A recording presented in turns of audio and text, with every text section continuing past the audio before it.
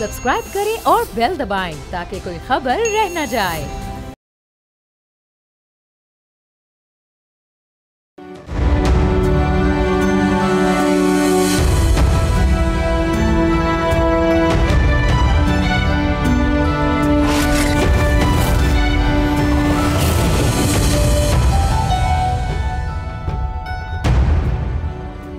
अगस्त पाकिस्तान की तारीख का सुनहरा दिन, जब 78 साल पहले एक ख्वाब हकीकत में बदला।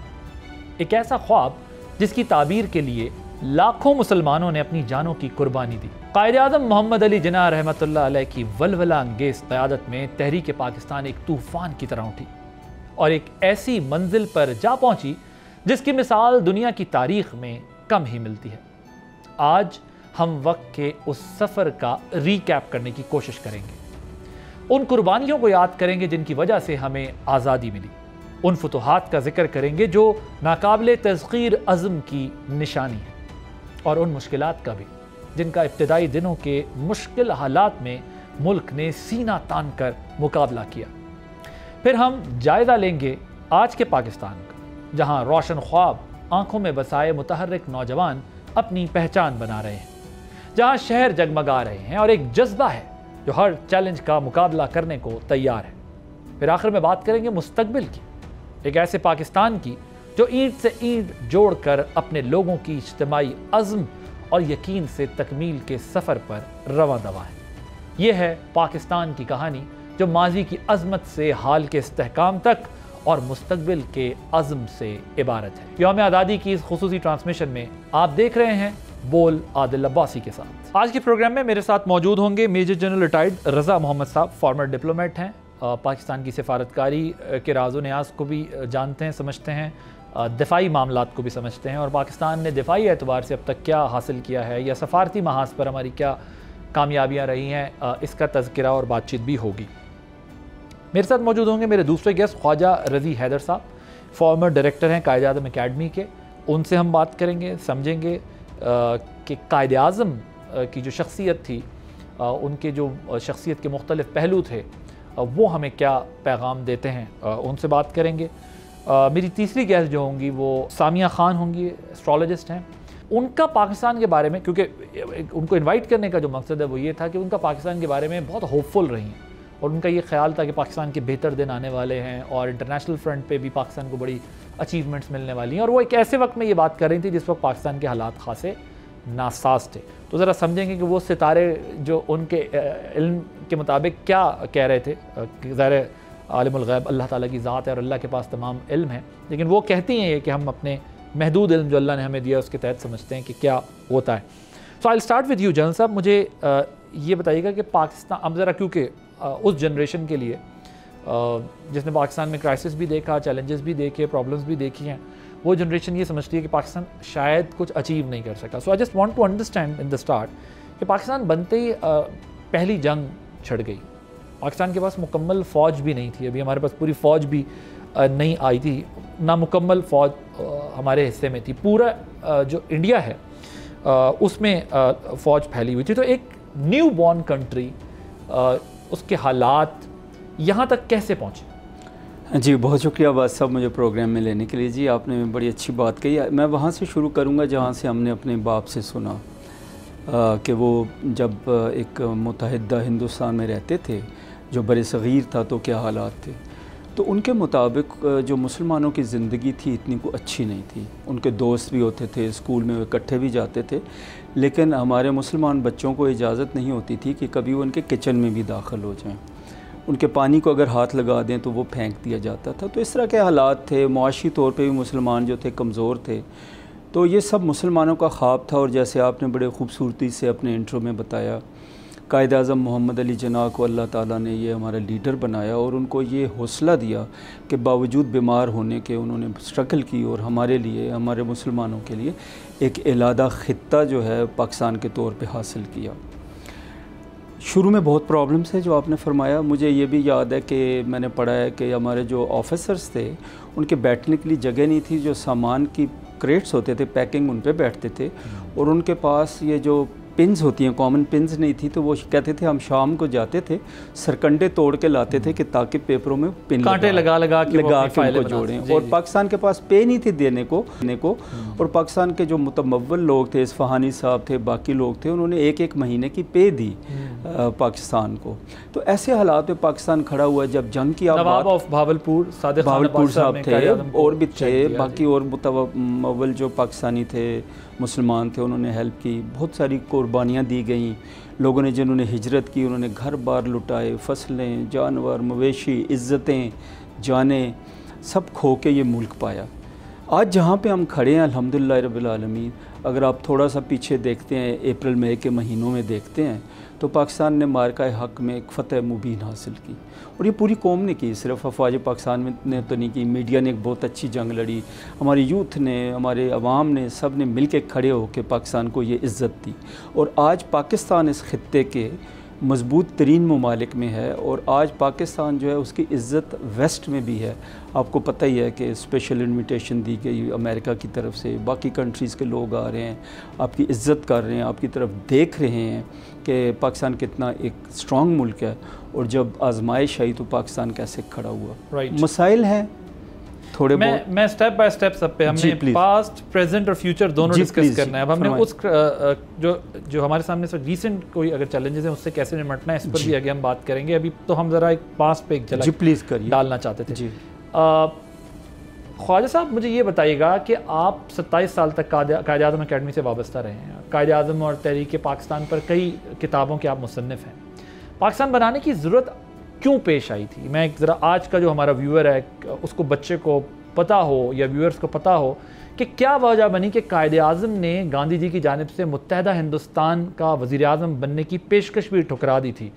क्यों उन्होंने ये फ़ैसला किया था? क्योंकि वो तो एक बहुत बड़े ख़ित्ते के प्राइम मिनिस्टर बन सकते थे, तो उन्होंने ये क्यों फ़ैसला किया? बहुत शुक्रिया जनाब। पाकिस्तान बनाने की ज़रूरत तो यकीनी तौर पर इसलिए पेश आई कि हिंदुओं ने भी, जो वहाँ के मौकामी लोग थे उन्होंने भी, और अंग्रेज़ ने जिसने के मुसलमानों से हुकूमत हासिल की थी उसने भी, दोनों ने मुसलमानों के साथ नहायत मुआनिदाना रवैया इख्तियार कर रखा था। और नतीजा ये कि उनको किसी किस्म के हुकूक देना नहीं चाहते थे। इस वजह से कई एक मामलात हुए। एक तो जैसे नेहरू रिपोर्ट थी 1928 में, उस नेहरू रिपोर्ट में मुसलमानों के हुकूक के सिलसिले में बार बार आवाज़ उठाई गई। खुद कायद-ए-आज़म ने कई दफ़ा वो किया।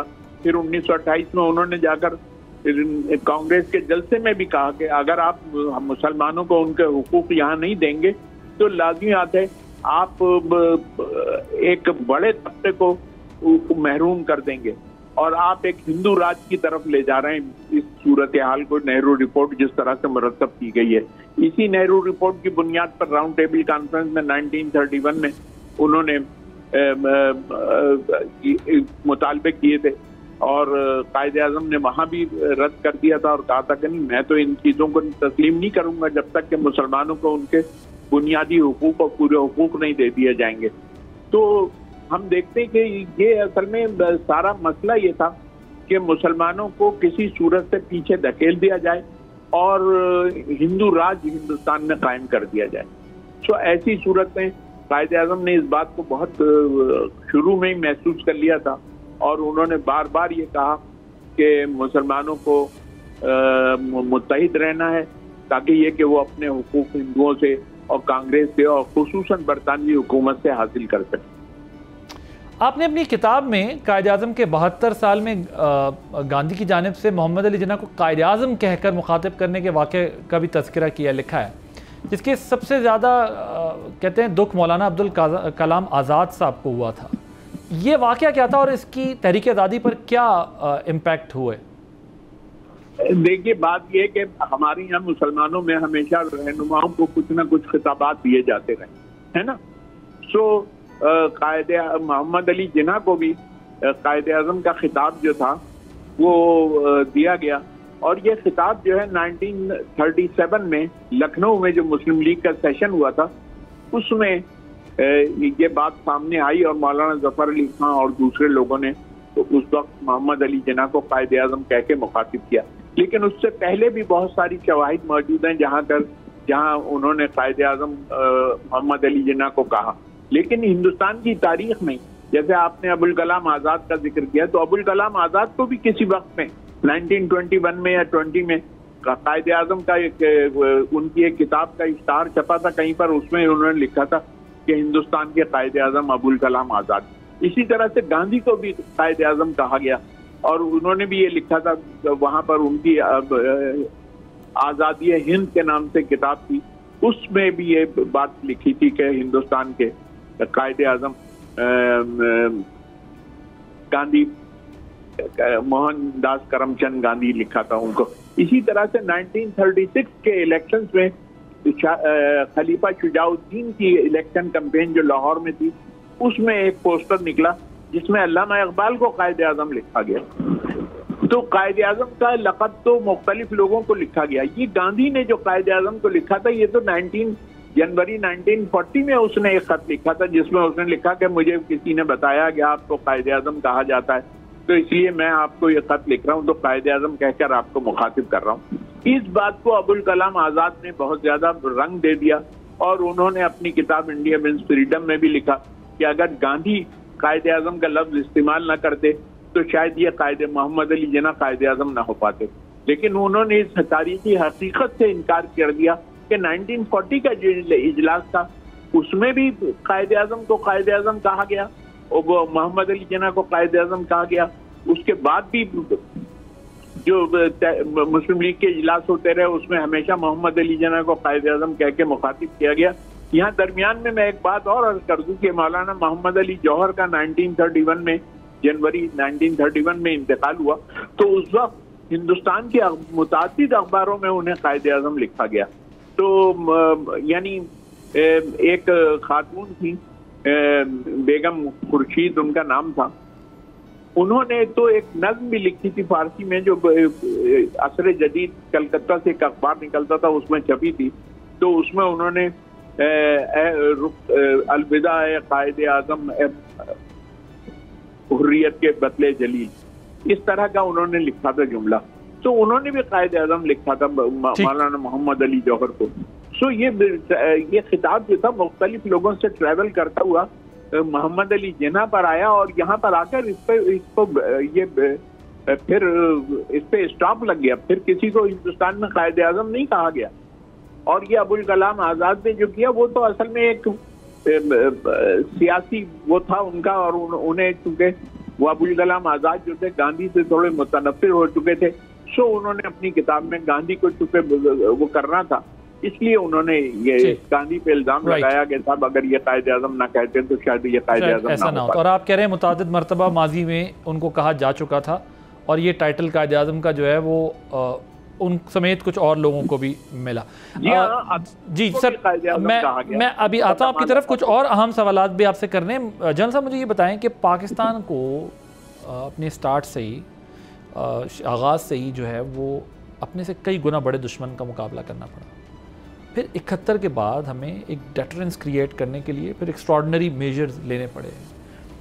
तो हम कई पैक्ट करने पड़े हमें, ज़ाहिर है अपने डिफेंस के लिए हमें बहुत सारे चीज़ें करनी।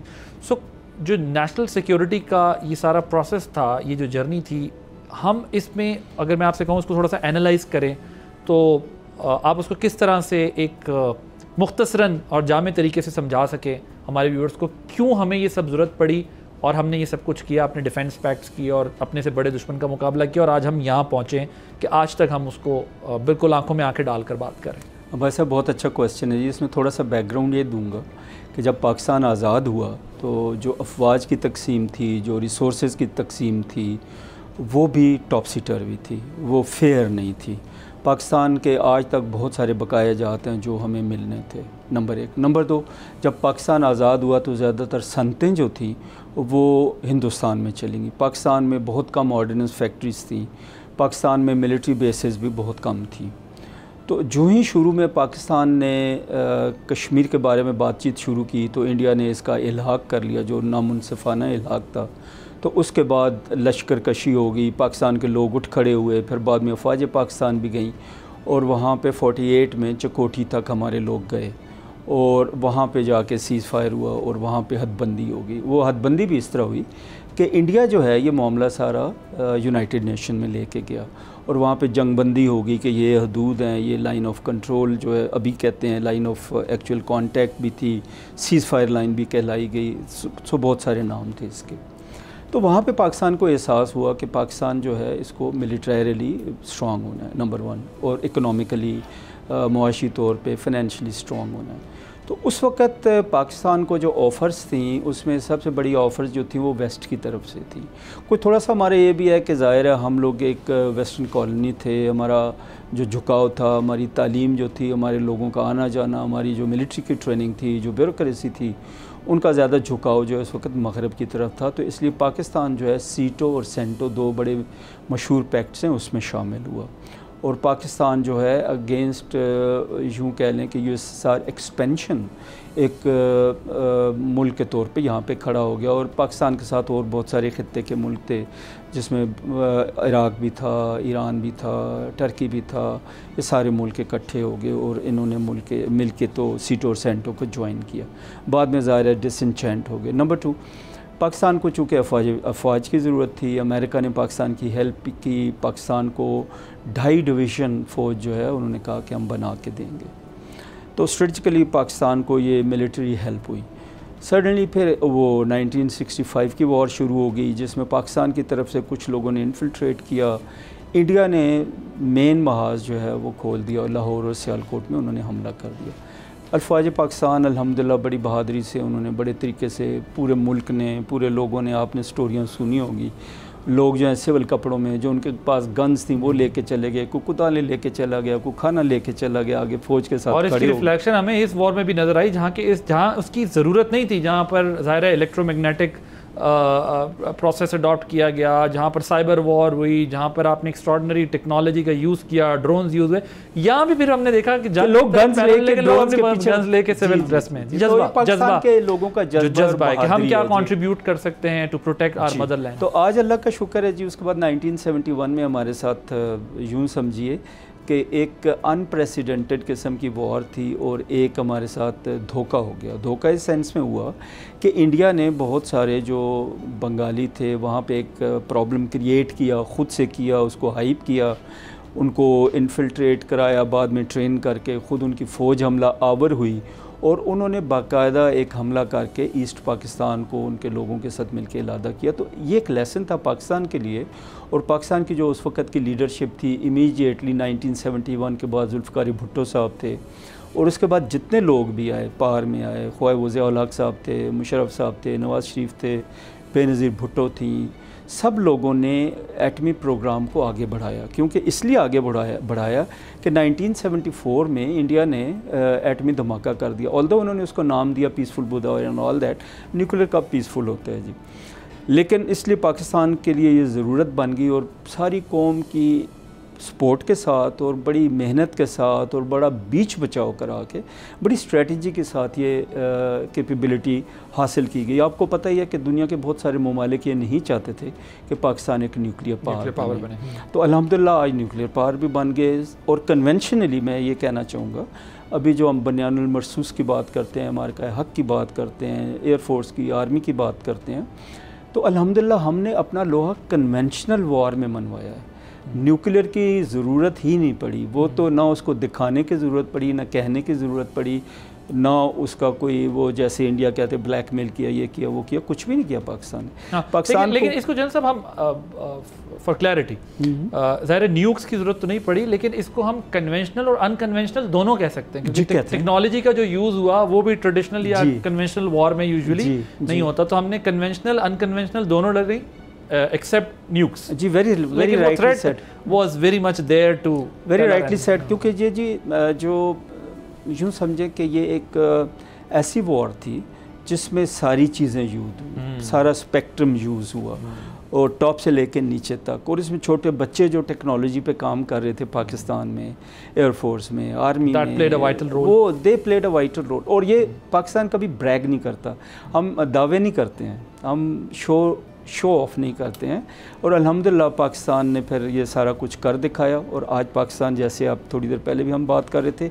एक बहुत स्ट्रॉन्ग कंट्री के तौर पे खड़ा है। न्यूक्लियर जो है तरीके से आपने अहाता किया सारी डिस्कशन का, और बड़े अच्छे तरीके से इसको कवर किया कि शॉर्ट टाइम में आपने हमें समझाया कि किस तरह पाकिस्तान अपने डिफेंस पैक करता हुआ अपने से कई गुना बड़े एनिमी से मुकाबला करने के लिए, दुश्मन से मुकाबला करने के लिए खड़ा रहा। हमारी डिस्कशन जारी है, यहाँ एक छोटी सी ब्रेक लेंगे। ब्रेक के बाद जब वापस आएंगे तो कुछ मजीद इश्यूज डिस्कस करेंगे आफ्टर दिस ब्रेक।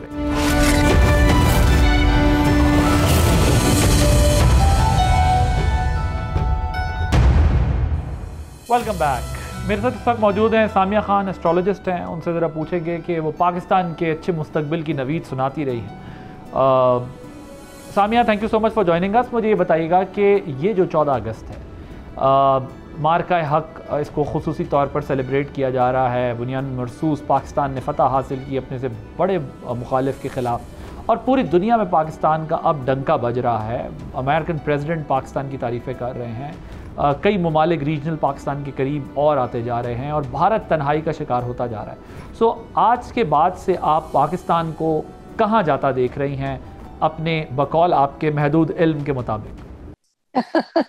ये आपने मेरी लाइन अच्छी याद रखी हुई है।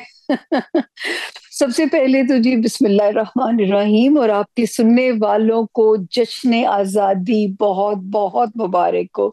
और सचमुच इसको जश्न आज़ादी समझिए, क्योंकि 1 मई को मैं एक लाइव शो कर रही थी और मैं कह रही थी, या अल्लाह, आखिरी वार्निंग है हमारे पास एक कौम बनने के लिए। और मुझे आज भी याद है, मैंने कहा था जी 1 मई से आसमान पे सितारे पाकिस्तान को फेवर कर रहे हैं। 9 दिन के बाद, आप लोग, मुझे क्या पता था कि 9 दिन के बाद 10 मई आएगी और पाकिस्तान सुरखरू हो जाएगा। और उसी प्रोग्राम में मैंने कहा था कि ये जो इस वक्त के आर्मी चीफ है, ये मैंने 1 मई को सेल्फ प्रेडिक्शन दी थी कि इनको आलमी पजीराई मिलेगी, इनको इंटरनेशनल पजीराई मिलेगी, बल्कि मेरे नाम से हेडलाइन भी छपी थी। मैं उनको जानती नहीं हूँ, सिर्फ मैं ये उनके सितारे जानती हूँ कि मुश्तरी 9वें घर में लेके वो पैदा हुए हैं। और ऐसा इंसान पेट्रियोटिक भी होता है और अल्लाह उसको इंटरनेशनल फेम भी नवाजते हैं। तो जी, जो कि अल्लाह ने उनको नवाजा, उसके बाद जो है आपने खुद भी मंजर देखा। जहां तक पाकिस्तान की बात है, तो अल्लाह के हुक्म से ये मैंने कहा था आदिल के एक वक्त आएगा कि आपको अपने पाकिस्तानी होने पे ना सिर्फ फख्र होगा। उस वक्त मेरी बातें लोगों को दीवाने का ख्वाब लगती थी कि अपने ग्रीन पासपोर्ट पे भी आपको फख्र होगा अल्लाह के हुक्म से। और आज वो दिन आया। मैं अभी कुछ दिन पहले मैं खुद ट्रेवल कर रही थी और इमिग्रेशन पे बड़े प्राउडली मैंने अपना पासपोर्ट रखा, जो कि उससे पहले हमें डर होता था कि हमारे पासपोर्ट पे 100 किस्म के रिजर्वेशंस लगा दिए जाएंगे। तो ये प्राउड मोमेंट्स शुरू हैं। अल्लाह ताला ने अभी हमें प्रोमो दिखाया है, फिल्म अभी बाकी है और आप देखेंगे। ये भी उसी 1 मई को मैंने कहा था कि नरेंद्र मोदी अपने ही उसमें फंस जाएंगे, अपने ही सितारे के अंदर वो उनका सितारा उलझ जाएगा। 1 मई को ये बातें की थी और 10 मई तो बाद में आई है। और इंडिया के अंदर उनको बहुत मुखालिफत का सामना करेगा और इंडिया खुद भी उसमें बहुत सारे फॉल का खतरा है। इंडिया के अपने अंदर बहुत सारे जो है वो आप देखोगे, अलहदगी की खबरें आने वाले वक्त में आप देखोगे। तो ये है कि सर, अब पाकिस्तान के लिए जब मैं कहती थी कि लाडला हो जाएगा मेरा मुल्क, उस वक्त किसी को इस बात का यकीन भी नहीं आता था। लेकिन सचमुच इस खित्ते के अंदर ये लाडला खित्ता बन जाएगा। और जैसे मैं कहती थी कि हर सुपर पावर को हमारे मुल्क से दोस्ती का हाथ लोग बढ़ाएंगे और अल्लाह ताला आपको ये सब कुछ दिखा रहे हैं। और अल्लाह आपके प्रोग्राम में भी की बातों पे ऊपर मेरी इज्जत महफूज रख लें, क्योंकि सचमुच महदूद इल्म है, गैब का इल्म सिर्फ अल्लाह की जात के पास है। ये सिर्फ अंदाजों से हम कहानी को जोड़ के चल रहे होते हैं। जी ठीक, बिल्कुल ठीक। ख्वाजा साहब, मुझे ये बताएं कि कायद-ए-आज़म की 11 अगस्त की तकरीर का बहुत जिक्र होता है, हम अक्सर जिक्र करते हैं। इस तकरीर का पस मंज़र क्या था और इसमें पाकिस्तान को कैसे मुआशरे के तौर पर पेश किया गया था? एक दूसरा, ज़रा ये भी बताइएगा कि 14 अगस्त और 15 अगस्त के बारे में कहा जाता है। अगर 15 अगस्त को कहते हैं कि पार्टीशन हुआ था, तो 14 अगस्त को हम फिर क्यों अपनी आज़ादी का जश्न मनाते हैं? ये ज़रा व्यूअर्स के लिए इसकी भी वजाहत कीजिएगा। देखिए, बात यह है कि एक तो आपने पहला जो सवाल किया वो था कि हम किस तरह से 11 अगस्त की तकरीर जो है कायदे आज़म की, वो एक कंट्रोवर्शियल तकरीर हो गई है। लोगों ने कहा कि कंट्रोवर्शियल है, जबकि ऐसा बिल्कुल नहीं है। आप उस तकरीर को पढ़िए, उसके नुकात देखिए जो उसमें मौजूद हैं। उसमें कायदे आज़म एक रियासत तो वो किस तरह होना चाहिए, रियासत के अवाम को किस तरह से होना चाहिए, ये सारी चीज़ें उसमें डिफाइन। बल्कि मैं तो अक्सर और बेशतर उस तकरीर को इब्तिदान पाकिस्तान का मिनी आइन तस्वुर करता हूँ मैं, क्योंकि उसमें तमाम बातें वो कही गई हैं जो कि किसी ममलकत को आपकी तरक्की में को और उसकी खुशहाली के लिए और उसके इस्तेहकाम के लिए जो काम आ सकती है। हमने असल में उस तकरीर को में जो एक हिस्सा था ना, जिसमें वो था कि अब सबको आज़ादी है, अपनी अपनी इबादत गाहों में जाएं, और अब आगे चलकर हिंदू हिंदू नहीं रहेगा और मुसलमान मुसलमान नहीं रहेगा, सब एक हो जाएंगे। लेकिन उसमें वजाहत मौजूद है कि इसका रियासत से कोई ताल्लुक नहीं है, क्योंकि ये लोगों का जाती अकीदे से ताल्लुक रखता है, मजहब जो है ना। तो वो एक बात उन्होंने बहुत वाज़ेह तौर पर उस तकरीर में कही थी। बाज़ लोग कहते हैं कायदे आज़म ने सेकुलर पाकिस्तान की तरफ इशारा किया था। मैं आपसे अर्ज करूं कि मैंने कायदे आज़म की तमाम तकारीर पढ़ी हैं, एक एक लफ्ज़ देखा हुआ है मेरा, और मुझे कहीं कायदे आज़म जो हैं उन्होंने इस सेकुलर का लफ्ज़ इस्तेमाल नहीं किया है, मजहबी माना। सो आप कैसे उसको वो कर सकते हैं, इसीलिए सबने रद्द किया। देखिए, प्रोफेसर शरीफुल मजाहिद बहुत बड़े मौक़िफ़ थे और कायदे आज़म अकेडमी के बानी डायरेक्टर थे। उसके अलावा सैयद शरीफुद्दीन पीरज़ादा ने कायदे आज़म पर बहुत काम किया था। डॉक्टर वहीद अहमद जो थे यहाँ आपके इस्लामाबाद में कायदे आज़म यूनिवर्सिटी में, उन्होंने बहुत काम किया। डॉक्टर नईम कुरैशी हैं वहाँ मौजूद, उन्होंने बहुत काम किया। सब ने ये बात कही है कि इस तकरीर से कहीं भी ये जाहिर नहीं होता कि कायदे आज़म पाकिस्तान को सेकुलर बनाना चाहते। उन्होंने बाकायदा वो एक रिलीजियस उसका कनोटेशन रखा था चीज़ों का। सो आप जबरदस्ती कुछ लोग कहना चाहते हैं, जिस आदमी ने लफ्ज़ सेकुलर इस्तेमाल नहीं किया अपनी तकरीरों में, उसको कैसे कह सकते हैं कि ये सेकुलर पाकिस्तान बनाना चाहते थे।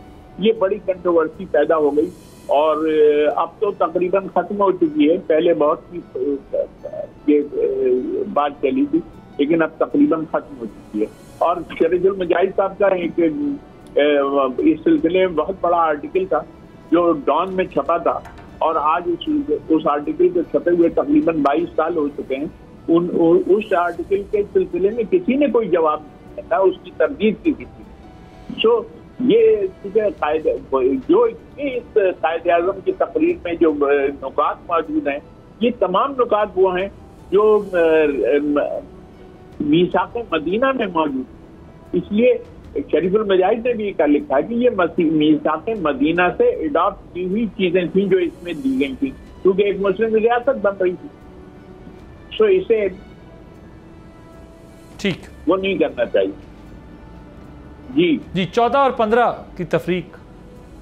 देखिए, 14 और 15 का मसला ये कि हिंदुस्तान ने अपना 15 अगस्त इंतखाब किया, जबकि पाकिस्तान को जो ट्रांसफर ऑफ पावर हुआ वो रात को हुआ था 12 बजे के करीब। उस वक्त 12 नहीं बजे थे और तारीख जो थी 14 ही थी। तो इसलिए ये तय किया तो हमारी कॉन्स्टिट्यूशन असेंबली ने कि हम 14 अगस्त को ही अपना जश्न आज़ादी मनाया करते। जी ठीक, बिल्कुल ठीक। छोटी सी ब्रेक लेंगे, ब्रेक के बाद जब वापस आएंगे तो कुछ मजीद इश्यूज डिस्कस करेंगे आफ्टर दिस ब्रेक।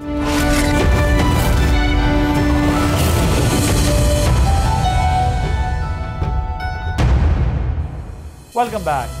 नज़र मार्का हक का जिक्र आप पहले भी 2 दफ़ा कर चुके हैं, लेकिन पाकिस्तान का जो दिफाई सफ़र है उसमें आज की तारीख़ में जो मार्का हक है उसकी क्या अहमियत है, क्योंकि ये हम अच्छी तरह जानते हैं कि दुश्मन ने पूरा कैलकुलेट किया था कि हाँ जी इनके इकनॉमिक क्राइसिस भी हैं, इंटरनल रिफ्ट्स भी हैं, इनका पॉलिटिकल टर्मोइल भी है, और इस वक्त ये एक सर्कल हुए हुए हैं बहुत सारे रीजंस की वजह से।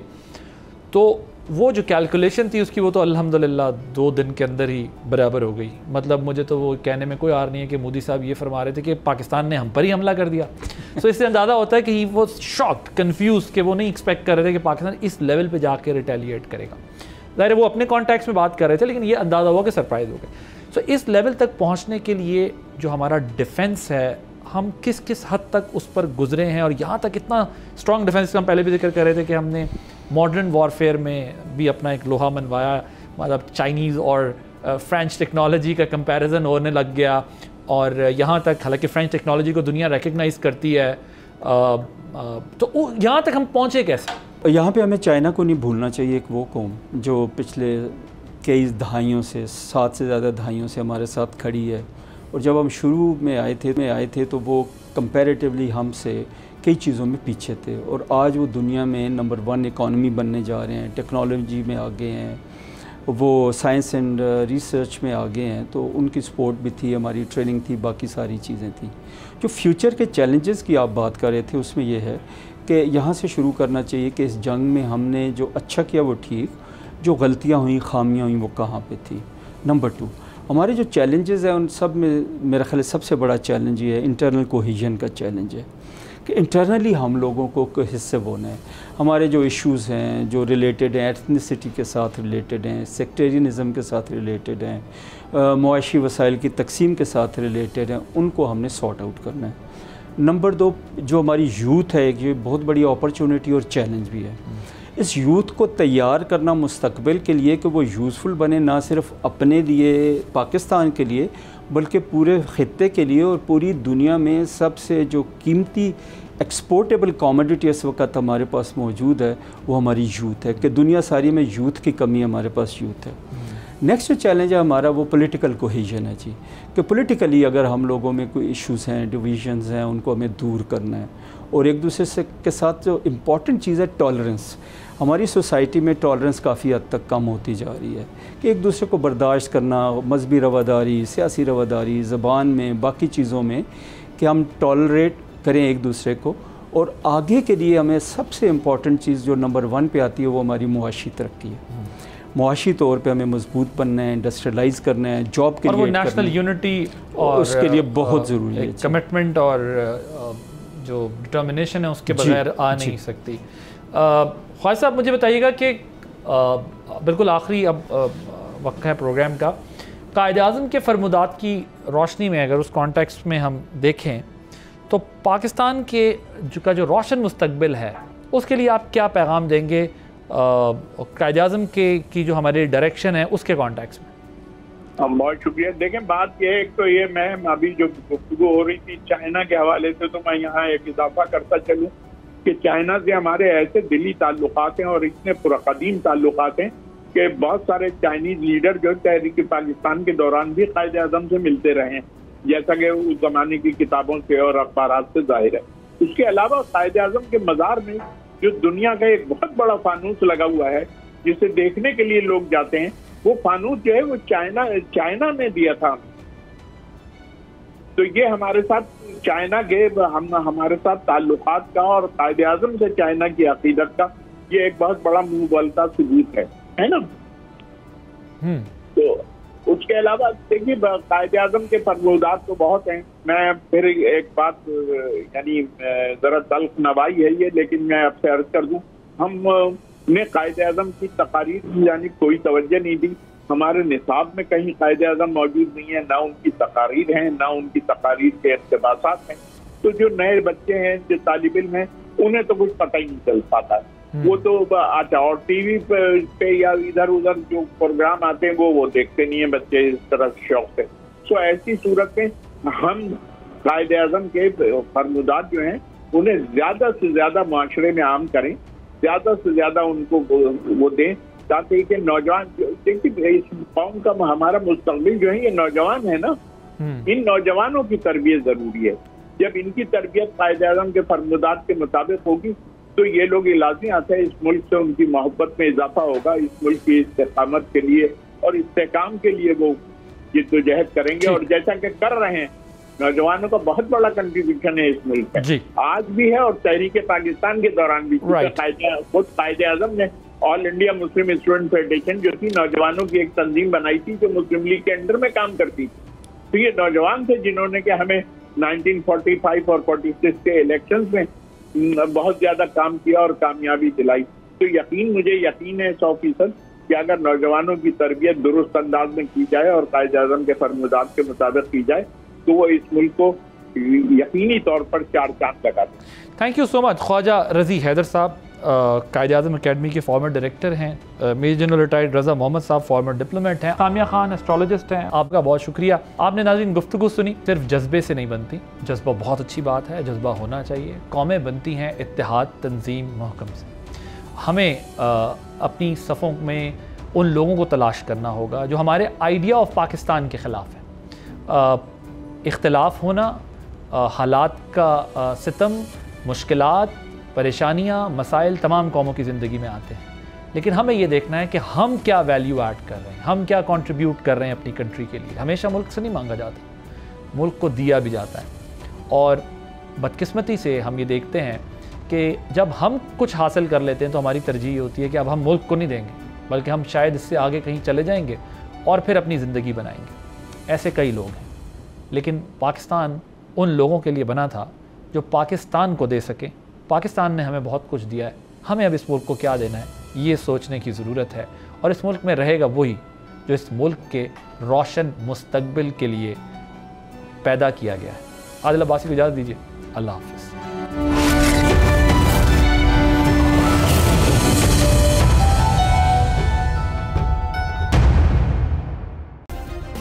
सब्सक्राइब करें और बेल दबाएं ताकि कोई खबर रह न जाए।